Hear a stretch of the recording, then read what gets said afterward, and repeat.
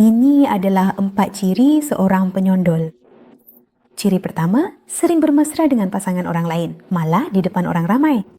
Kedua, suka menggoda orang yang sudah berpasangan, walaupun tahu status mereka. Kalau ditegur pun, dia akan kata dia cuma bergurau. Ciri ketiga, orang ini suka bercerita tentang kekurangan dalam hubungan anda, termasuklah memburukkan pasangan anda atau memperbesarkan masalah yang kecil. Tujuannya untuk menghasut supaya anda berpisah sahaja. Dan ciri yang keempat, orang ini akan mengambil kesempatan apabila anda tiada. Contohnya, mencadangkan anda untuk menghadiri acara di luar bandar dan memberi alasan bahawa dialah yang akan menjaga pasangan anda. Padahal sebenarnya dia nak rampas. Pernah tak anda jumpa orang macam ni?